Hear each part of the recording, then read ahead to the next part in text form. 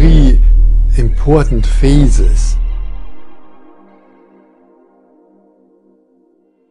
And the first phase is preparation.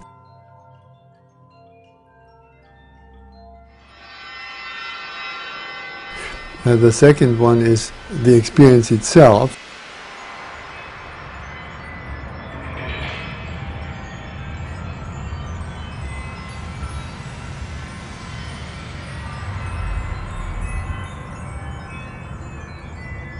And the third one is the processing afterwards.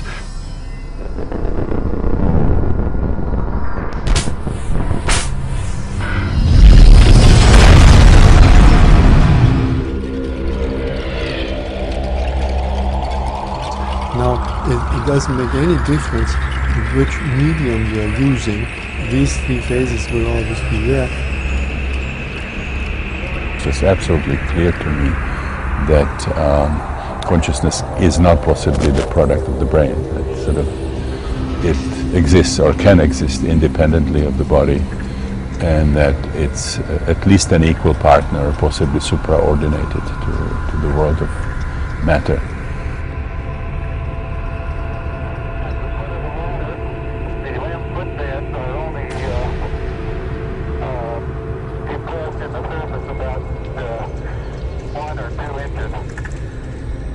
By contemplating the images of mythology, we get in touch with those powers within ourselves.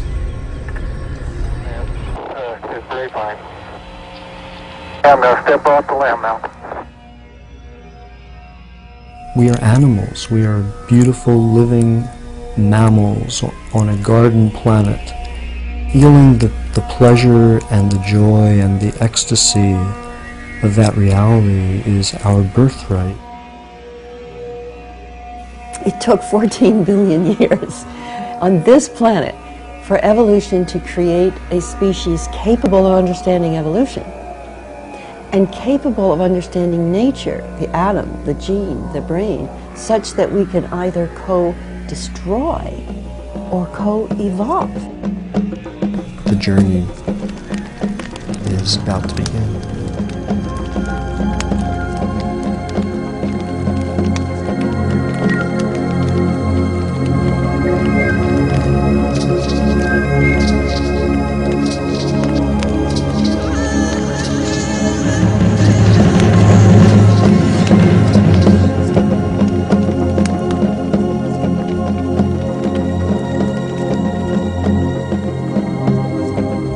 Noosphere, the hyperorganism consisting of the interconnected totality of all sentient beings and the higher level of consciousness possessed by it.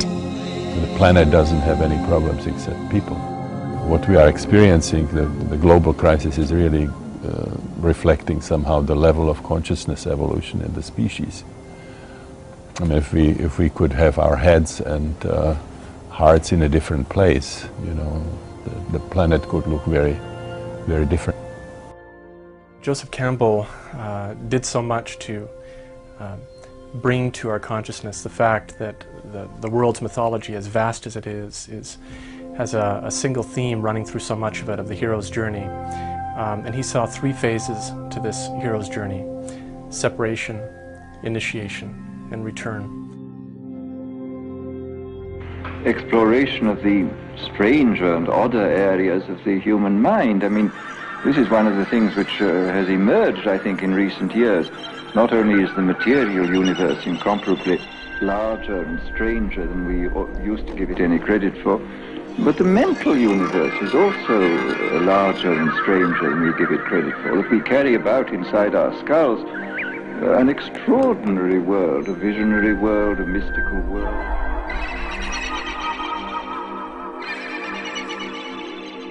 In terms of the times we live in, we have opportunities for spiritual growth and development that never existed before in the world. We have the whole world's spiritual riches potentially available to us. Now, the way it's almost always been when most people never went more than 20 miles from their home village is you were lucky if there was a spiritual teacher around at all, and you were lucky if the way that teacher taught fitted your personality at all, so you could actually get somewhere with it. We have a way of sort of valuing the rational aspects of our intellect and subordinating and actually sort of eradicating these kinds of experiences like intuition or direct knowing from children. We're living in a very interesting time. The civilization that we call Western techno-industrial civilization is simultaneously becoming global and collapsing. As far as we know, historically, that's never happened before on this planet. I mean, civilizations have collapsed before. Rome collapsed, and collapsed from inside. Why? Because it depleted the granaries, the North African granaries. You have no bread to feed the soldiers, forget it. The military, your military won't fight if they don't get fed. They didn't think about that, you see. The military, the empire always wants to expand, right? It's just like now, just expand. We can do it, we got the greatest military in the world. Well, it's not going to do you any good, you see. If you can't feed the soldiers, you can't pay for it. There's elements within the culture that want to keep things the same. That's true of the economy and politics too, see. People who have power want to keep power. People who have wealth want to keep the wealth. That's the primary motivation.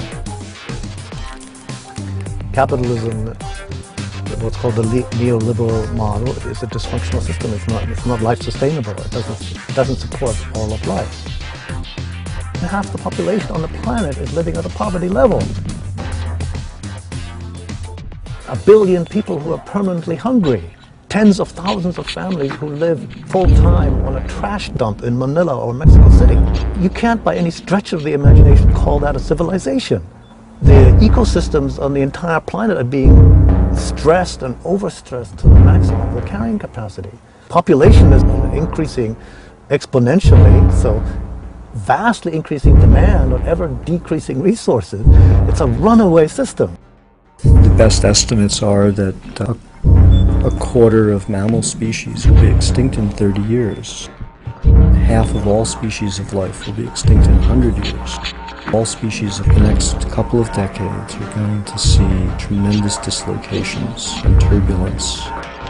We are an integral part of nature. In some sense,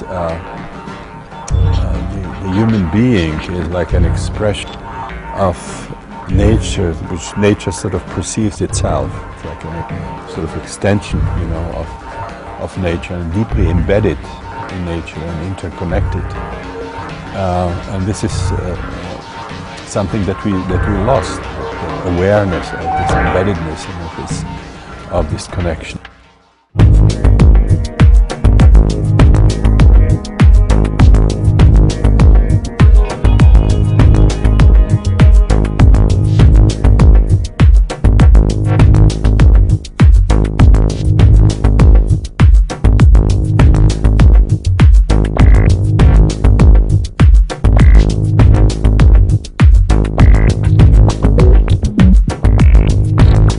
Shaman is one in contact with the spirit world.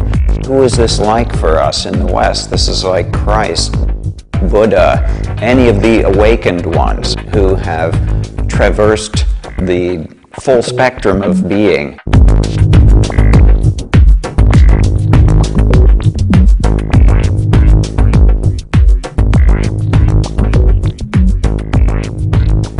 Myth itself was probably formed out of the initial shamanic experience of going out into these other worlds and having these otherworld experiences and coming back. And I think one of the main things that the shaman actually does is bring those experiences down into language. Shamanism, a worldview within which mediation between physical and spirit dimensions becomes possible through ecstatic states of consciousness. The study, the appreciation, and to some extent the sharing of shamanic experience is an important bridge back to a consciousness, which was the dominant one many thousands of years ago. The basic principle of shamanism, I come to understand it when it's stripped of the cultural particularities, is the use of entering an altered state of consciousness, an expanded state of consciousness, and for the purposes of obtaining knowledge, for healing, or seeking guidance or vision.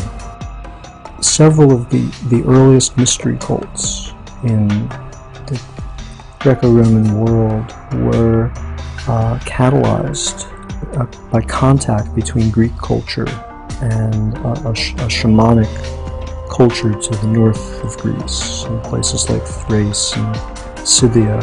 And around the 7th century BC, the argument goes, trade routes opened up between Greece and these northern regions, and the Greeks came in contact with shaman-like characters. The principal feature of shamanism is that the shaman is able to leave his or her body. It's called ecstasy, ecstasis, to stand outside the body. The shaman has something inside him or her that is detachable from the body, that can leave.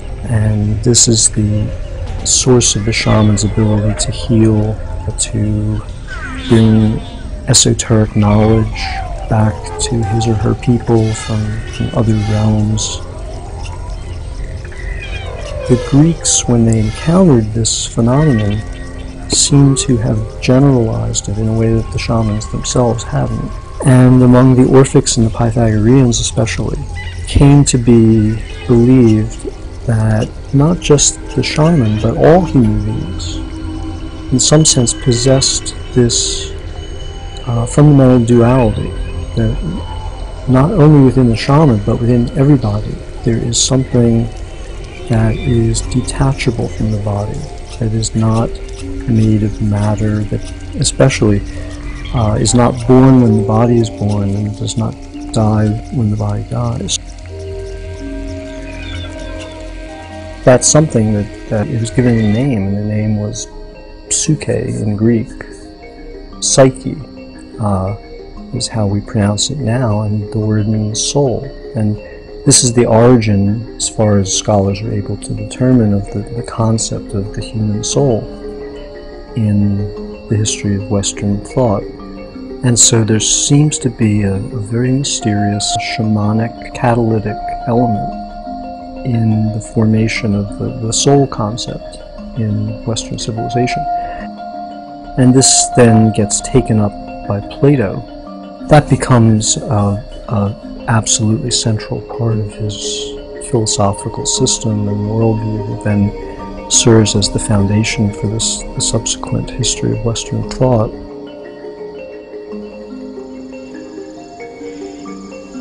So just at a sensory level, a culture that is in harmony with its environment is more attuned to the subtleties of the environment in which it exists.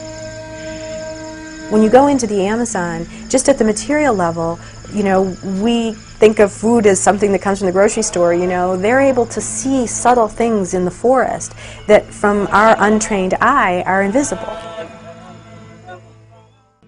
If a plant at, say, 3,000 feet elevation up the side of the volcano comes into bloom in, you know, late April, then people who are up there gathering herbs recognize, oh, when that blossom comes into bloom, that means that that particular little fish down in the tide pools down the coast will also come in, and it's a time to go catch that fish. So they've got a system of watching how the whole network of life forms are creating this calendrical signaling system.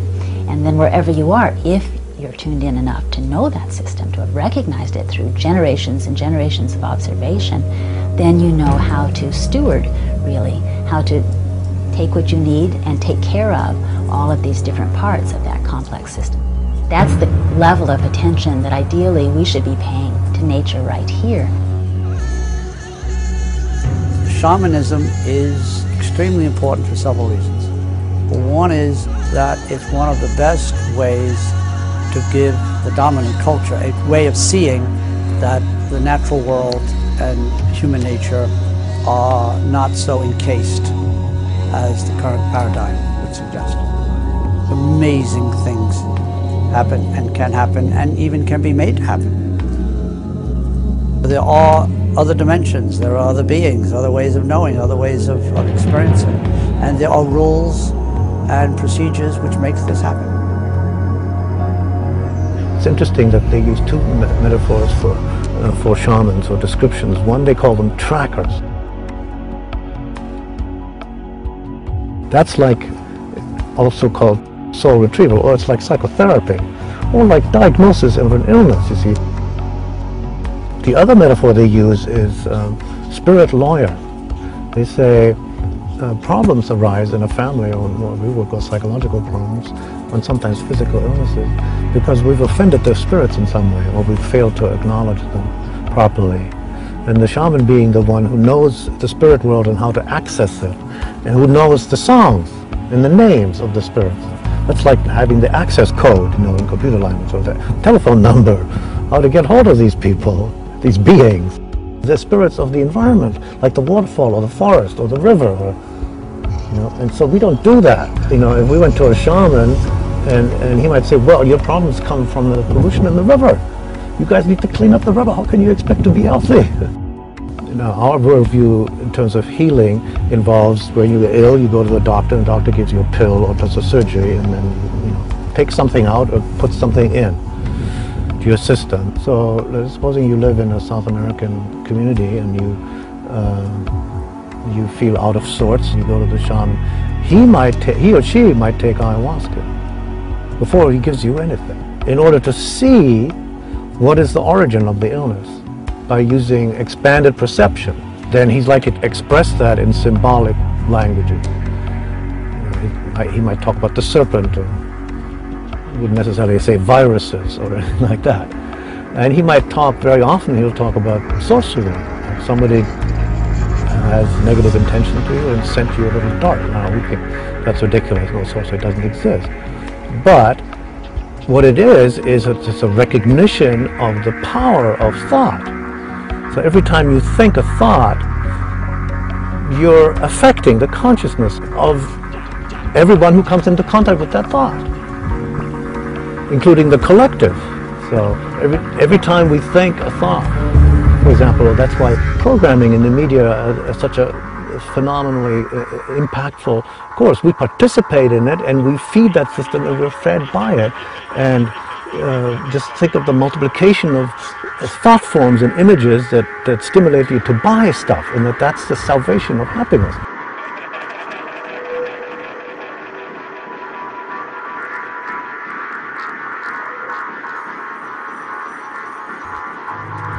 Disenchantment, the radical dislocation of the ground of meaning from the world as conscious intelligence to the human self alone.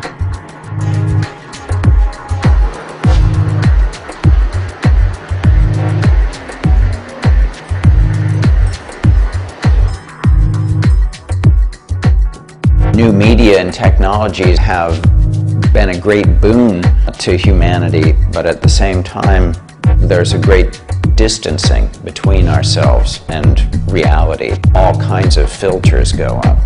Through our disenchantment with the natural world. In tribal cultures, there's often rites of passage. It's almost universal that young men and young women will have initiatory experiences that will introduce them to the other world. And definitely losing our connection to those kind of rites of passage has, I think, been a huge problem for our society. And it's something that it's very hard to bring back artificially. One of the characteristics of the modern world, of modernity, is that the universe is disenchanted. It's a very, very important concept. The Earth, the galaxies, even in a certain sense, the world of plants and animals is disenchanted. So there are many ways that this disenchantment happened in the last 400 years or so. Similarly, there are many attempts to re-enchant.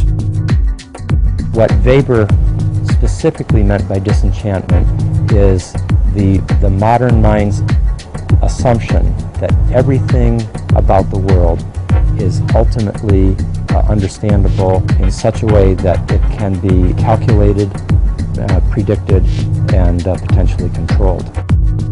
That quality of mystery and soul has been withdrawn.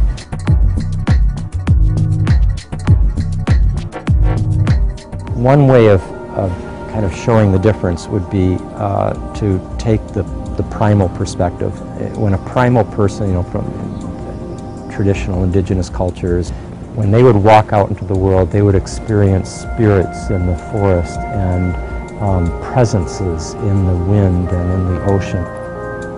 The worldviews of the pre-industrial cultures all have tremendous spiritual focus. Spirituality is an important dimension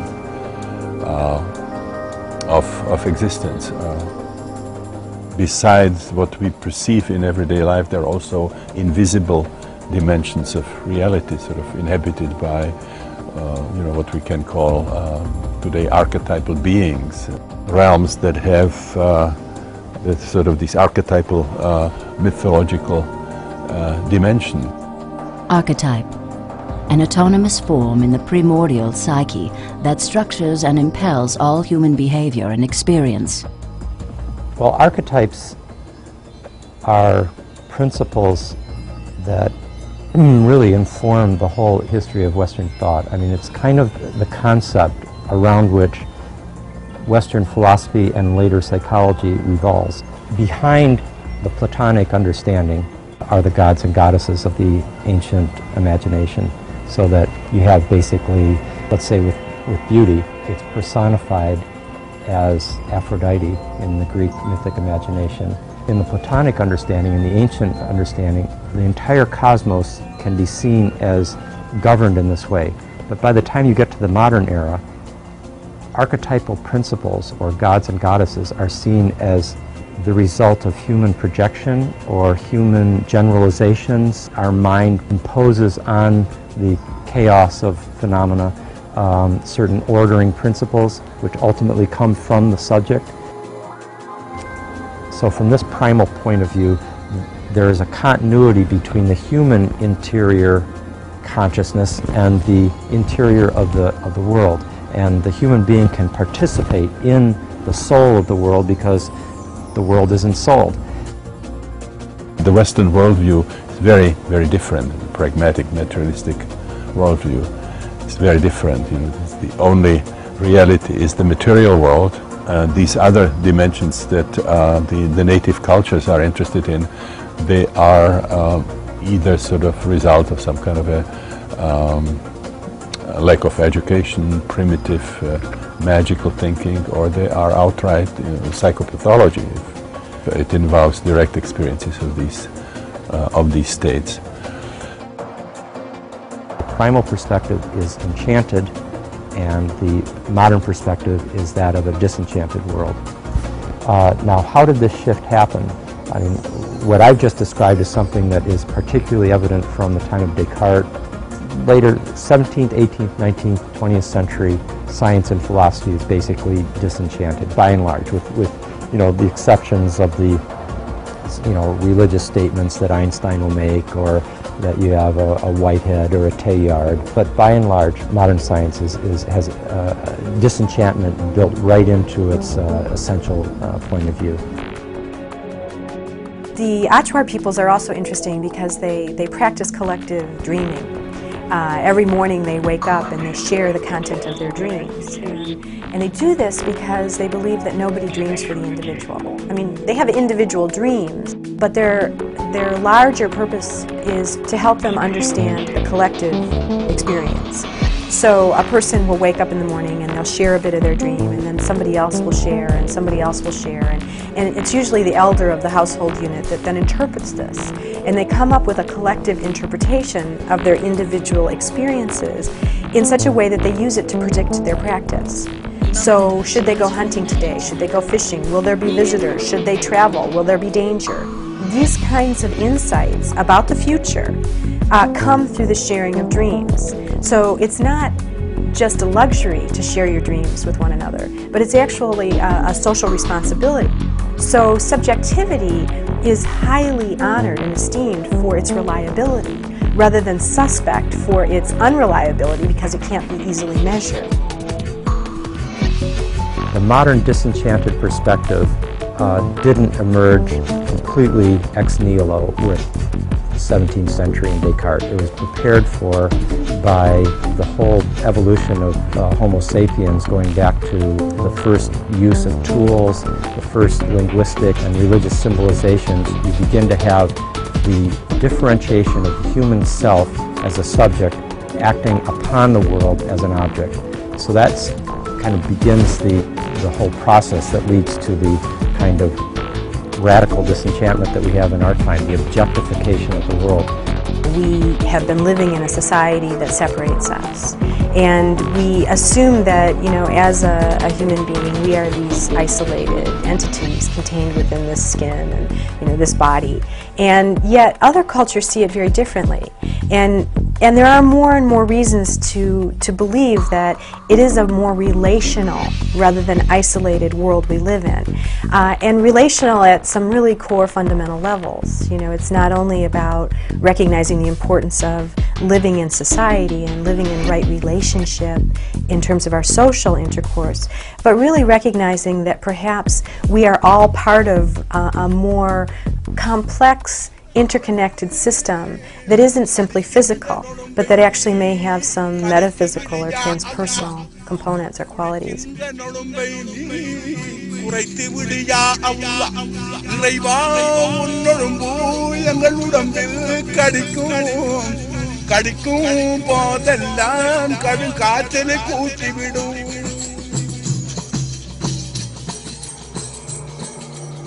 Well, the notion of an interconnected world rather than a world of objects is you know, both new and old, very old. Thomas Berry said, we're moving from a world seen as a collection of objects to a world recognized as a communion of subjects.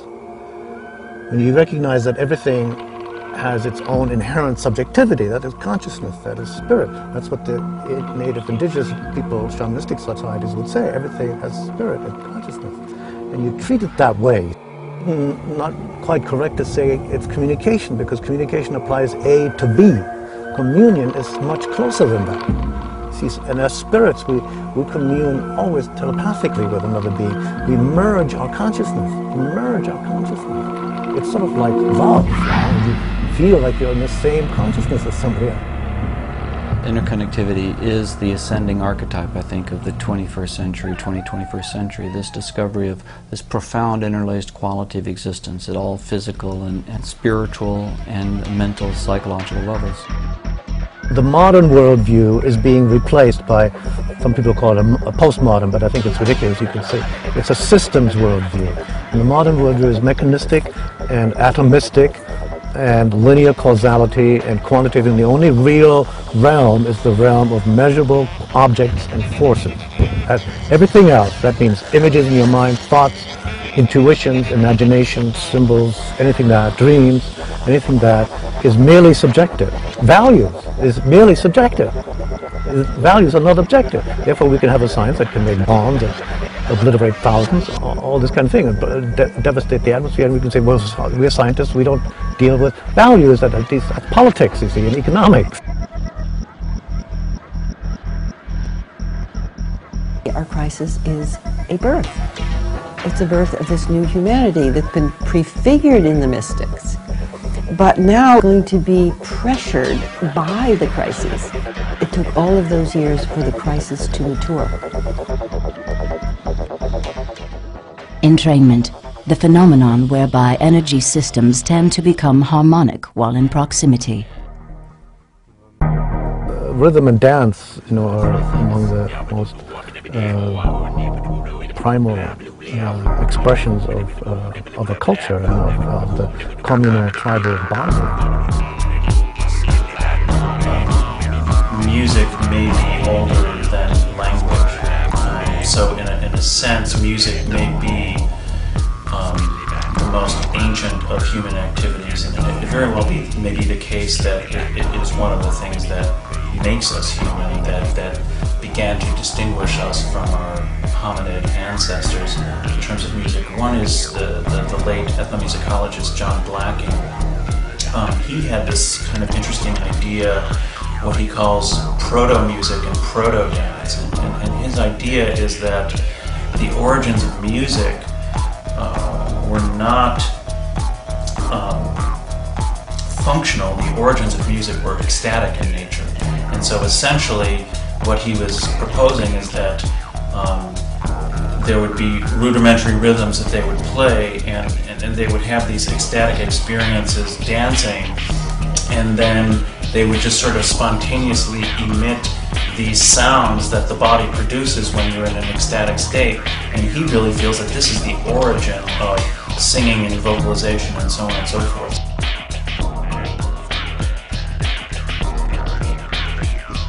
There are multiple ways of knowing in consciousness, so it takes multiple forms. We often think about it as a rational, in the brain kind of sort of definition for consciousness, but it's also clear in studying the various aspects of the body that the heart, for example, has its own intelligence and its own way of knowing. It's a very strong electrical field. There are ways in which the heart and one person's heart and another person's heart can actually become entrained when they're in proximity. So this begins to lead toward the idea of our connections and the kind of collective consciousness that can occur, from our heads and our hearts, and hopefully from our souls and beyond. In Aboriginal cultures, and even in our postmodern kind of recreations of raves and festival culture, music and rhythm are a driving connective force that creates a kind of collective entrainment. But the basic beat functions to entrain for what's called rhythmic entrainment or auditory driving of brainwave beats, the alpha wave and the theta wave. In other words, we're sitting here right now, I have my brain state, you have your brain state, they may or may not be similar to each other, but if I put on a rhythmic piece of music and we start tapping our feet in rhythm to it, then essentially it's a very effective way of training us to enter a similar brain state. When people gather together and resonate on the same frequency, everyone's brought into alignment with the beat.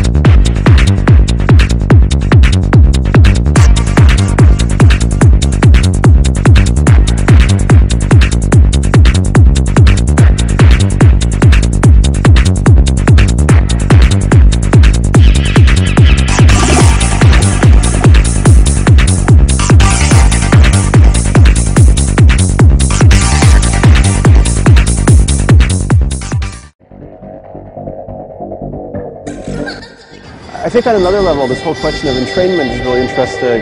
So I would say one thing that we're going through in our culture now is entrainment to and through technology. That people are being entrained by the internet, by cellular communication, by the whole mediated superstructure that we're enmeshed in. And to me that almost seems like part of a process of creating a global mind, or a kind of new spirit consciousness that may be part of this initiatory process into a next level of human consciousness.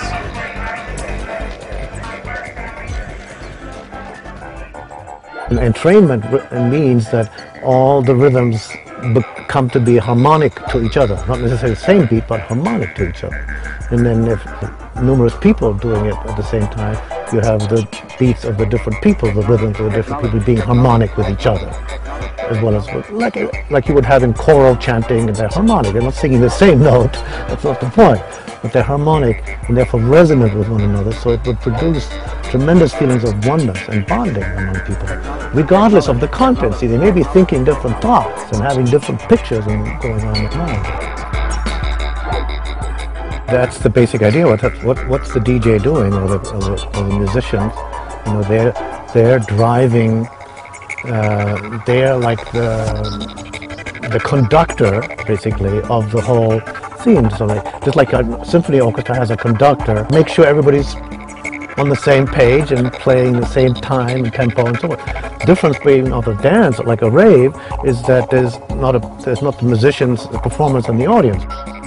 This basic drum beat is the basic method when you do a shamanic journey without drugs. There's a certain beat you use to travel on, and then there's a signal that you get that means stop, and then there's a fast beat that means come back to your starting point. Because that's the whole point. You want to come back to your starting point. It's always an going in, really, and then a return journey with the knowledge or the information that you obtained. But it was interesting to me to see that when you look at cross-culturally, the studies of the mushroom shamans in Mexico or the Native American church, or the ayahuasca churches in Brazil, they use singing, but it's always rhythmic singing. You listen to Maria Sabina do her chants, and it's like the ayahuasca thing is the same. The peyote one too, a little faster sometimes. What does that do? That means you keep going, you see. It encourages you to keep going. And therefore counteracts the tendency you might have to get hung up, either distracted or seduced by something, or terrified or paralyzed by something. You just keep going. Through entrainment, that would be similar to when you're choral singing and chanting together. In addition, the rhythm, I think, has another function in terms of shamanic journeys, divination journeys, in the sense that, this is why in the European cultures, you see, they say, the shamanic cultures, they say the drum beat is the horse. And it's the vehicle. And when you're listening to the drum beat, it furthers your concentration. You have something to concentrate on. Like as soon as you hear the drum, then you'll be reminded of what the purpose is. And you're reminded of what you're doing. Oh yes, I'm on it. Let me get back to what I'm doing. To look at the history of these West African possession religions as they come over to the Americas in the slave trade, and of course they are not allowed to practice these religions in the form with which they are accustomed. So for example, in the United States the drum was outlawed. The only place in the United States where the drum wasn't outlawed was New Orleans. People in a drumming circle or in an ecstatic dance setting are connecting themselves with the continuous legacy of the incarnation of vitality in the form of Homo sapiens. Oral skill in African American culture, and you can trace it all the way back to West Africa, the griot or the Jolly tradition, where these were sort of court poets who had a sacred function and memorized these long poems of thousands or tens of thousands of words and so forth. And it goes through various street lingo in African American culture, and you can even see it in people like Malcolm X or Martin Luther King Jr. or Muhammad Ali, or where there's this kind of function of sacred language. And this is where the word flow comes in, because essentially they're improvising and they're just and so there's a certain level that you get to where your conscious mind just sort of steps out of the way and the words just flow. We have, I think, for the last 40,000 years, since self-consciousness had been developing individuality. And maybe the whole development of ego is necessary in order for us to become individuals who are not embedded in nature and just purely children of God. So out of that, we have individuated right up to the edge of individualization destroying us. Now, the way we become multicellular, the way we join together, is first of all by individuals feeling the need to find that divine self within, because you can't really join as an ego with ego.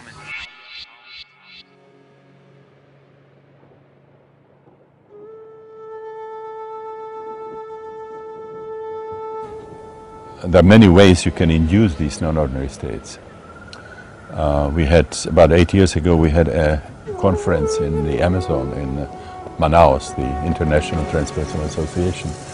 And the conference was called The Technologies of the Sacred, Ancient, Aboriginal and Modern, where we explore these many different ways you can change your consciousness and induce these states. So psychedelics are not the only way.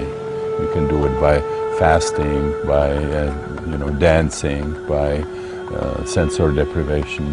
We developed the holotropic breathwork, where you can use different things related to breath to really change your consciousness. And music and sound, particularly percussion, specific frequencies, are one of the most powerful ways of inducing these states. So there are many Aboriginal cultures that can use just these non-drug techniques and get people into very, very profound trances. And if you combine it now with psychedelics, you get a very, very powerful package. No doubt, Paleolithic people were drumming and dancing and feeling that ecstasy. And in doing it ourselves, we are reconnecting with the root of our being that we have lost. Religious traditions have, throughout the centuries, throughout the millennia, have used psychedelic substances with religious ritual and for transformation. Rite of passage. Any ritual or ceremony wherein a participant crosses a threshold, demarcating a transformation of their state of being. It was tremendous loss for our culture when we sort of discarded the rites of passage. It's really responsible for much of the pathology in our culture. We see it, today, particularly in the situation where young people create their own, frequently, not so constructive rite of passage, but there's a need somehow that they feel for some ritual events, and if they are not being offered in a sanctioned way by the culture, they create their own. In most archaic and non-literate cultures, there is some form of initiation into adult society, and it can take the form of an ordeal, abandonment in the wilderness, or a psychedelic experience. And in cultures that use psychedelics, this is one of the things they've traditionally used them for. And to me, what it means is when you are finally old enough to take psychedelics, you are old enough to step behind the cultural mask. You're now learning that all those fascinating spirits, demons, and magical phenomena are in fact effects in the hands of technicians and theologians who are guiding the society. So in a way, in these archaic societies, what's being said is you're not fully informed as to how society works and as to how your own body works until you have assimilated this lesson. It's similar to sexuality, but unlike sexuality, it's not biologically determined or scripted into life's story. So it's sort of something which must be brought forward by intent. The potential that entheogens have for rites of initiation is great. I was 21 when I took LSD for the first time, and I'm glad I waited. I think it did introduce me to a new potential that I formerly was unaware of.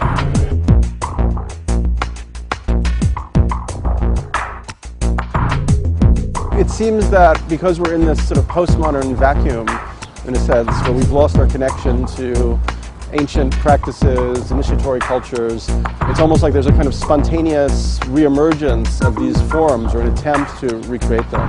So we see this with rave culture, with Burning Man, with all these festivals and so on. Another function of the rite of passage is to give these initiates kind of empirical evidence for the worldview that the culture looks, because there are really these other dimensions. And this is very different from what happened in the 60s. People in our culture who had these experiences, they got alienated from their culture because suddenly their worldview was completely different. You know, they're living in this pragmatic, materialistic culture, and they suddenly have a kind of a mystical worldview. So there's a very problematic handling of that interface.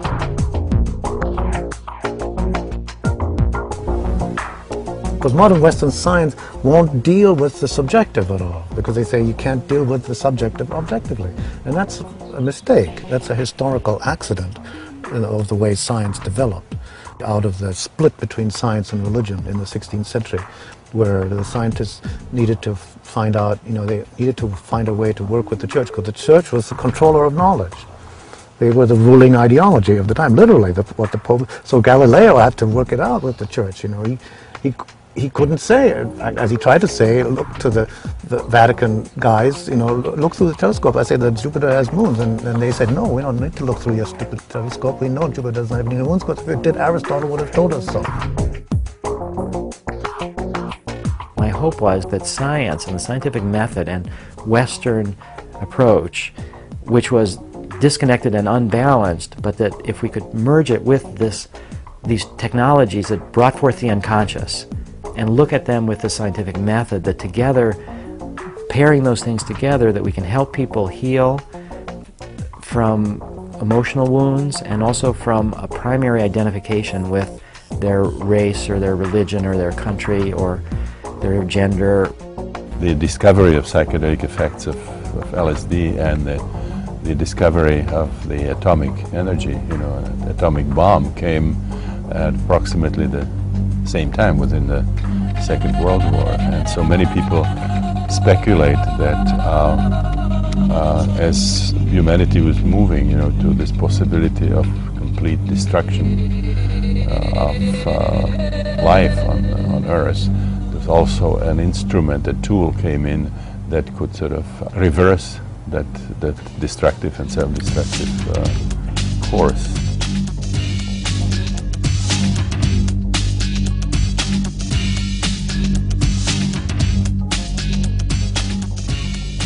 Huxley's vision, and he anticipated that in the 60s psychedelics could not be tolerated, that our society was not ready, that they could not have these potent catalysts of change prevalent within the culture, and certainly much of the upheaval of the 60s, certainly a little appreciated force to the cultural turmoil, the counterculture, the political opposition movements, was the fact that millions of people had on their own experimented with psychedelics. Ramdas, you know, the former kind of psychedelic researcher who was fired together with Leary and Ralph Metzner from Harvard, and he, as a result of his experiences, ended up in India with Karoli Baba, a very powerful guru. And when they discussed LSD, his guru said, you know, the Western culture is so enmeshed in the material world that it had to be something very powerful that came in, and had to come in some kind of material form for that, in a way that the Western culture understands, but at the same time that is powerful enough to awaken, you know, them from this kind of hypnotic fascination with the world of matter.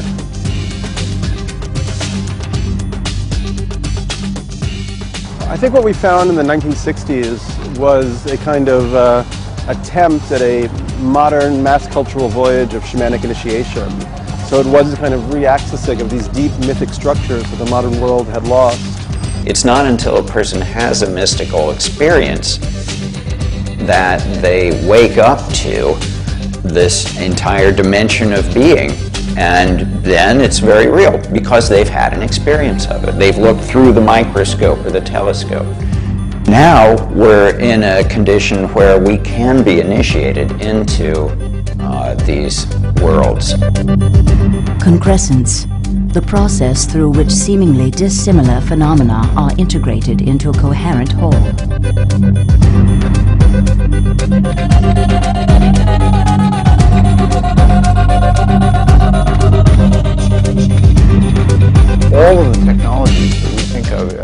modern internet and the personal computers were really created first in an area around Stanford University between 1960 and 1975, at the same time that there was both a vibrant counterculture and ideas about augmenting human intelligence, augmenting the human mind, were being pursued both by the technologists, and they were sort of alive in a lot of the counterculture community that was taking place around Stanford. The technology didn't emerge in the vacuum. Technology is actually mediated by things that are going on in society, whether they be politics or economics or culture. In 1965, 1966, there were two men on either side of the Stanford campus. One was John McCarthy and one was Doug Engelbart. McCarthy was leading a research group that wanted to replace the human mind. He was exploring these technologies called artificial intelligence. And artificial intelligence at that time, the researchers thought that they could create a computerized artificial intelligence in a decade. On the other side of the campus, Engelbart was doing something different. He was trying to augment the human mind. He was trying to build a set of technologies that would allow humans to cooperate more quickly and invent things more efficiently. I've really struggled to try to understand what the relationship is between the use of psychedelic drugs by a small community of people during the 60s and the development of computer technology. And I'm still uncomfortable by saying one led to the other. It's clear to me, however, that they both emerged at the same time, and there were aspects of each that resonated. Doug Engelbart had this idea about amplifying the human mind. The people who were exploring LSD during the 1960s wanted to expand the human mind. Those were very similar ideas, and the impetus was related, and they resonated back and forth. And I think it's possible to say that each side drew on the other for sort of vision and inspiration. The threads that were emerging in California on the edge of the United States in the 60s led to both, and I think it's not a coincidence. They both happened, within the space of 5 miles.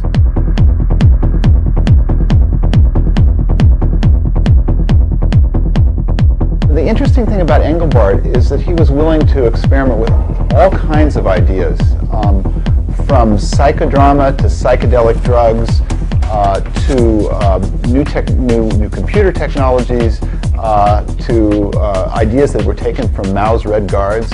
And so it was a wild and unusual time. I mean, if you went into SRI back in the 60s, on one floor you'd have these guys with white shirts and pocket protectors who were designing smart missiles. And on Engelbart's floors you'd have, oriental rugs and pillows and yoga workstations and wine and drugs in the refrigerator. Just a very different cultural atmosphere. And out of that came most of the important ideas that would become personal computing. In 1968, in December, Engelbart sort of brought everything that his research group had developed during the 60s together in one just amazing demonstration that was given at Brooks Hall at the Joint Qual Computer Conference. He had a huge screen, a video screen, which was very unusual at that point to have an interactive video screen. And he sat up on stage, and he had a mouse in one hand, a keyboard. He had a display for himself. He had this thing called a chord key set that allowed him to enter textual information with his left hand while he was mousing with his right. And on the screen he had windows and hypertext and all the visual stuff that would become sort of the modern computer interface. And you have to remember that at that time, computing was not interactive. You would take your stack of cards and you would hand them to the sort of high priest of the data center. And Engelbart blew all that up. He showed 1,000 of the best computer scientists in the country a very different model of computing. And everything was different after that demonstration. It was called the mother of all demos. And what's significant is that a lot of his ideas emerged not just from sort of a pure set of technology events, but from this real sort of open exploratory group that he put together in the midst of both a political and a drug counterculture.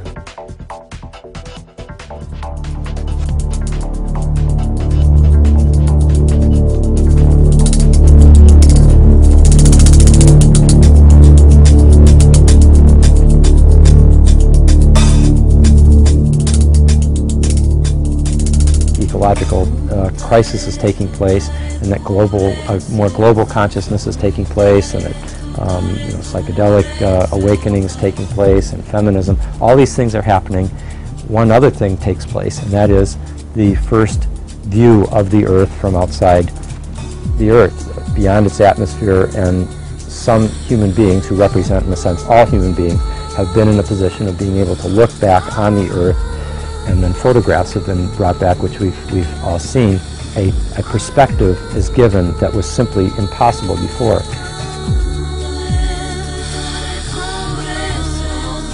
In the 60s, we were born. We got off the planet and we saw ourselves as a living body. We had the Beatles music, we had the substances that expanded our consciousness, we had the awakening of the women, and we had the environmental movement. All of this late 60s, early 70s. And we began to realize that we're overpopulating and polluting. We didn't even know that until around the 60s. We're learning we have to coordinate as a planetary body. We didn't have to do that before. We were all separate.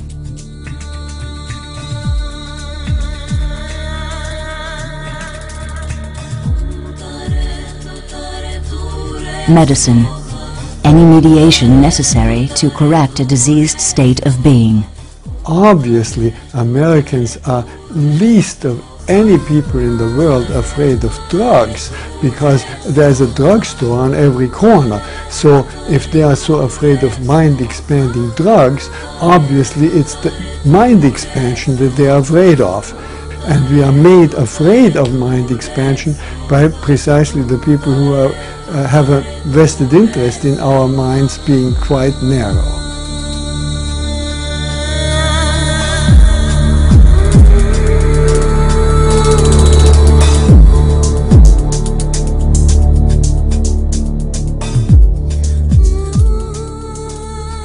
What's happening is these chemicals have the capacity to expand consciousness in ways that we're just not accustomed to thinking. So it's opening up the envelope of consciousness into new territories for us to think about and to try to imagine.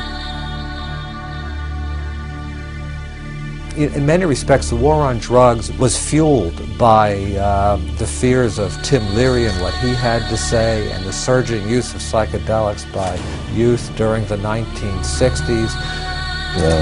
The young generation with these states had many dimensions. That, one of it was certainly that aesthetic aspect, just the beautiful display, but there was also an element of tremendous freedom, sort of disinhibition.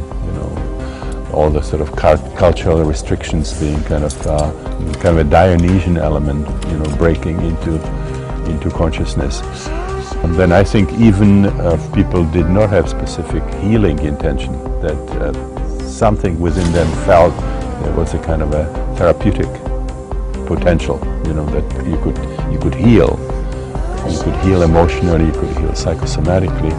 And then, of course, there was that other dimension, which is the opening of the spiritual aspects of life.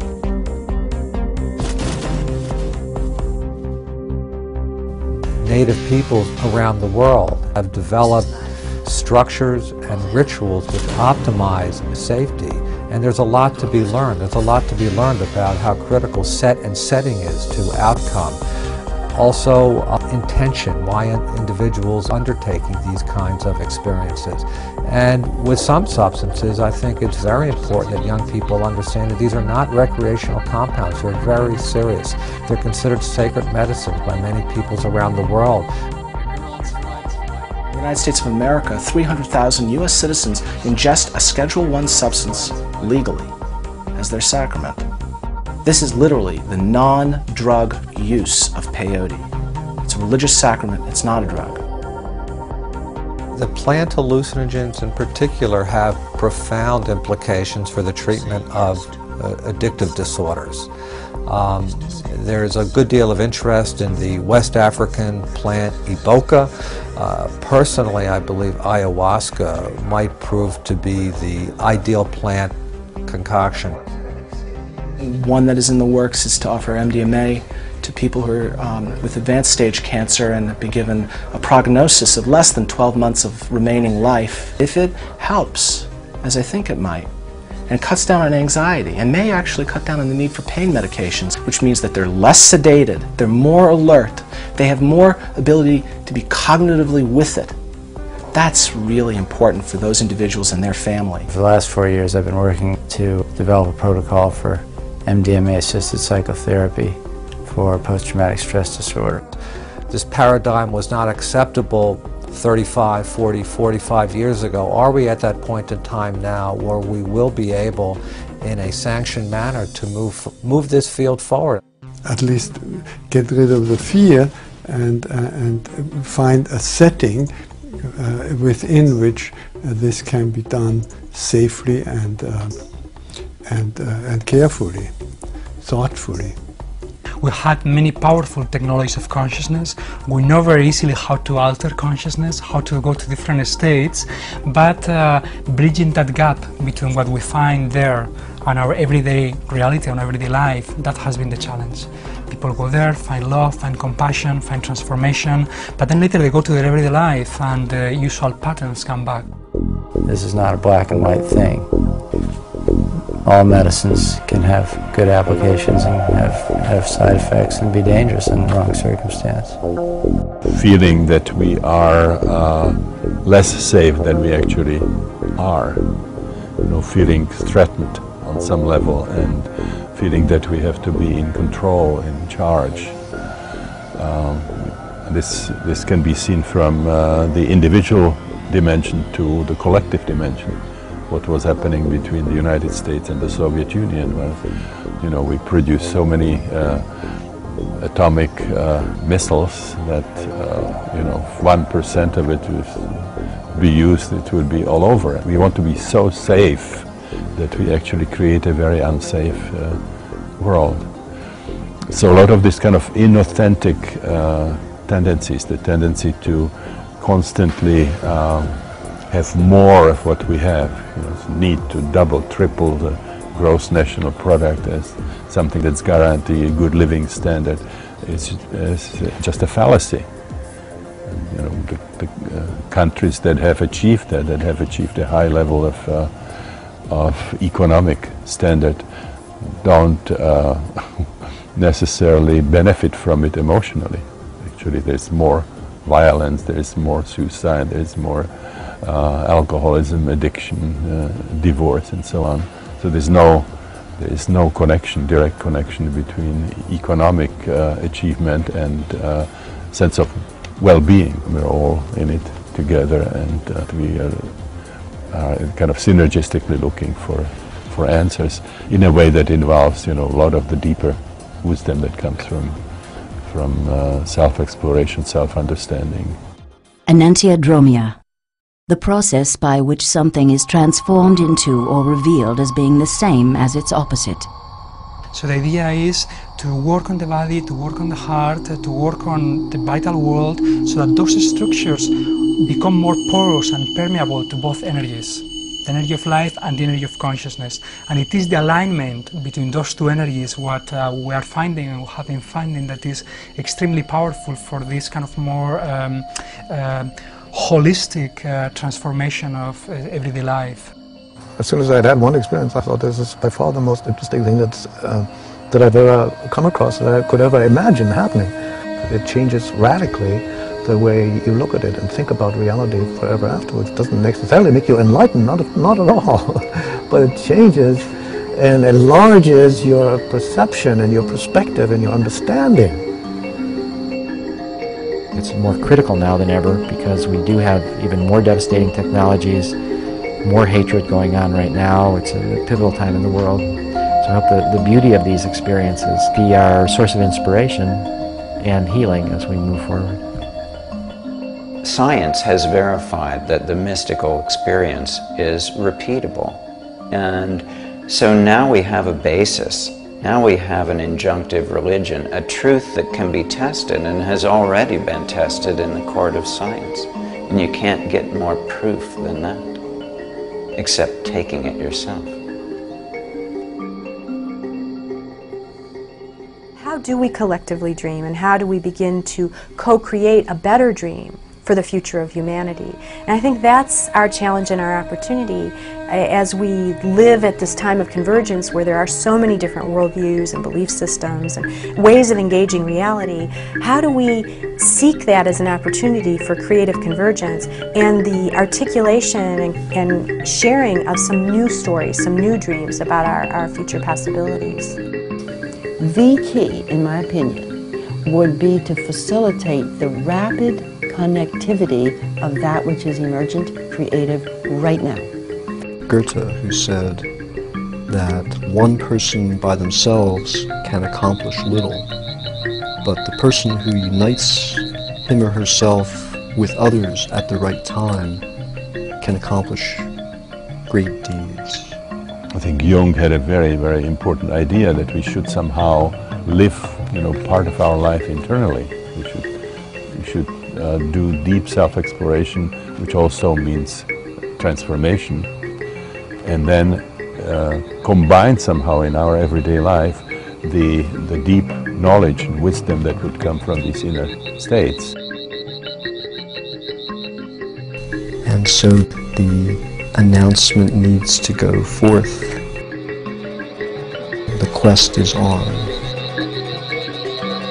The journey is about to begin.